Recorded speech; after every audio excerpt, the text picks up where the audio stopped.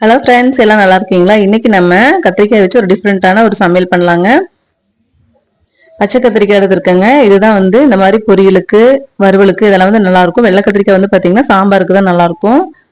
கத்திரிக்காயை நல்லா கழுவிட்டு காம்பை மட்டும் செதுக்கிட்டு பொடி பொடியாக கட் பண்ணி வச்சிருக்கேங்க. காயை நல்லா தண்ணி இல்லாமல் வடிச்சு எடுத்துட்டு அது கூட 2 ஸ்பூன் சாம்பார் பொடி, 1 ஸ்பூன் மிளகாய் பொடி, கொஞ்சமாக மல்லிப்பொடி, அப்புறம் மஞ்சப்பொடி இதெல்லாம் ஆட் பண்ணிக்கலாங்க. நம்ம ரெகுலரா காலிஃப்ளவர்ல அந்த மாதிரி தான் சில்லி எல்லாம் செஞ்சிருப்போங்க. இப்போ நம்ம கத்திரிக்காயில சில்லி மாதிரி போட்டுக்கலாம். இது ரொம்ப டேஸ்டா இருக்கும். இப்போ காய்க்கு தேவையான அளவு உப்பு போட்டு நல்லா மசாலாவோட பெரட்டி எடுத்துக்கலாங்க. இந்த மாதிரி நீங்க கை வச்சு பிணையும் போது பாத்தீங்கன்னா எல்லா மசாலாவும் நம்ம அதுல ஆட் ஆயிரும். காயை விட இந்த காய் பாத்தீங்கன்னா கொஞ்சம் எண்ணெய் பிடிக்கிற மாதிரி இருக்கும். அதனால எண்ணெய் அளவா சேர்த்துறவங்க அளவா செஞ்சு சாப்பிட்டுக்கலாம். டிஷ்க்கு பாத்தீங்கன்னா நான் ஒரு 5-6 கத்திரிக்காய் எடுத்திருக்கிறேன். இது கூட நமக்கு பொறுன்னு வரக்காக கொஞ்சமா அரிசி மாவு சேர்த்துக்கலாங்க. இது கூட கார்ன்ஃப்ளவர் மாவும் சேர்த்துக்கலாம். ஒரு 2 ஸ்பூன் கார்ன்ஃப்ளவர் மாவு போட்டுக்கலாங்க. அரிசி மாவும் கார்ன்ஃப்ளவர் மாவும் போடும்போது பார்த்தீங்கன்னா நம்ம சாப்பிட்ற அந்த டிஷ் கொஞ்சம் மொறுமொறுப்பு தன்மை கொடுக்கும். எண்ணெயில் கொஞ்சம் ஒட்டாமல் வரும். ஆனால் இந்த கத்திரிக்காய் பார்த்தீங்கன்னா கொஞ்சம் எண்ணெயில் ஒட்டி தான் வரும். எண்ணெயும் கொஞ்சம் குடிக்கும். இது ஃப்ரை பண்ணிட்டு நம்ம வெறும் சாப்பாட்டில் கூட போட்டு பிணைஞ்சு சாப்பிட்டுக்கலாங்க. அது செமையா இருக்கும். ரச சாப்பாடு, சாம்பார் சாப்பாடு எல்லாத்துக்குமே கடிச்சிக்கலாம். காயை இப்படி நல்லா பெரட்டி எடுக்கும் போதே நம்ம வடச்சட்டியில கொஞ்சமா எண்ணெய் ஊற்றி வச்சிடலாங்க. எண்ணெய் காயட்டும், அதுக்குள்ள நம்ம இதை நல்லா குலுக்கி எடுத்து வச்சிடலாம். இப்போ உப்பு, மிளகாத்தூள் எல்லாமே காயில கொஞ்சமா ஆட் ஆயிரும். இது ஊற வைக்க தேவையில்லை. ஒரு 5 நிமிஷம் இருந்தா போதுங்க. நம்ம அப்படியே பொரிச்சு எடுத்துடலாம். இப்போ வடச்சட்டியில் பார்த்தீங்கன்னா எண்ணெய் ஊற்றிருக்கேன். எண்ணெய் அளவாக தான் ஊற்றிருக்கேன். இந்த காய் பார்த்தீங்கன்னா கொஞ்சம் எண்ணெய் குடிக்கிற மாதிரி தான் இருக்கும். என்னதான் நம்ம அரிசி மாவு, கார்ன்ஃப்ளவர் மாவுலாம் போட்டாலும் காலிஃப்ளவர் பார்த்தீங்கன்னா ஓரளவுக்கு அந்த வெந்து வந்துடும். எண்ணெய் அவ்வளோவா இருக்காது, இழுக்காது. ஆனால் கத்திரிக்காய் பார்த்தீங்கன்னா கொஞ்சம் இழுத்துரும். தண்ணி காய் இல்லைங்களா, அதனால கொஞ்சம் எண்ணெய் இழுத்துரும். இப்போ காயை கொஞ்சம் கொஞ்சமாக எடுத்து நம்ம எண்ணெய்க்குள்ள போட்டுக்கலாங்க. போட்டுட்டு ஒரு சைடு அப்படியே கொஞ்சம் நேரம் வெந்த பின்னாடி நம்ம திருப்பி விட்டு இன்னொரு சைடும் நல்லா வேக விட்டுக்கலாம். காய் பார்த்தீங்கன்னா ஒரு சைடு வேகும் போதே நம்ம திருப்பிடும் போது கொஞ்சம் கீழே ஒட்டுற மாதிரி வரும். ஒரு 2 நிமிஷம் கழிச்சு மறுபடியும் திருப்பி விட்டுறலாம்.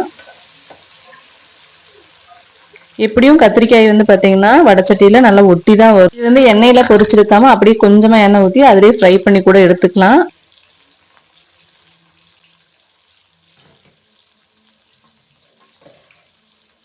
அது கூட கொஞ்சம் இடம் இருக்குங்காட்டி மறுபடியும் அந்த காயும் சேர்த்துக்கிறேங்க. ஏன்னா 2 டைம் போட்டு எடுத்துடலாம் அப்படின்னு சொல்லிட்டு அந்த எண்ணெயில் பாதி காய் போட்டுட்டேன்.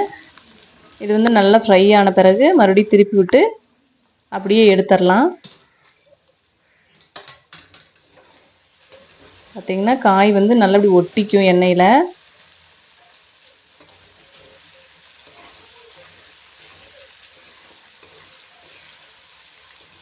இந்த கத்திரிக்காய் மசாலா வறுவல் பார்த்தீங்கன்னா ஃப்ரைட் ரைஸு அதுக்கெல்லாம் வச்சு சாப்பிட்டிங்கன்னா சூப்பராக இருக்கும். இப்போ கத்திரிக்காய் டக்குன்னு வெந்துருச்சுங்க. இதை அப்படியே ஃபில்ட்ரு பண்ணி எடுத்துடலாம். எடுத்துட்டு மறுபடியும் இன்னொரு டைமு நம்ம கத்திரிக்காயை உள்ளே போட்டு எடுத்துடலாம். இப்போ கத்திரிக்காய் பார்த்தீங்கன்னா ஒரு சைடு நல்லா வெந்துருச்சுங்க. மசாலாவோடு சேர்ந்து கொஞ்சம் வடச்சட்டியில் ஒட்டி தான் அந்த மசாலா வரும். நம்ம அதை அப்படியே எடுத்துக்கலாம். இப்போ 2 சைடும் வேக வச்சுட்டு நம்ம தனியாக எடுத்துக்கலாங்க. பார்த்தீங்கன்னா எண்ணெய் கொஞ்சமாக இழுத்துருக்கும். ஃபுல்லாக எடுத்துட்டு மீதி இருக்கிற காயும் உள்ளே போட்டு 2வது டைம் எடுத்துக்கலாங்க.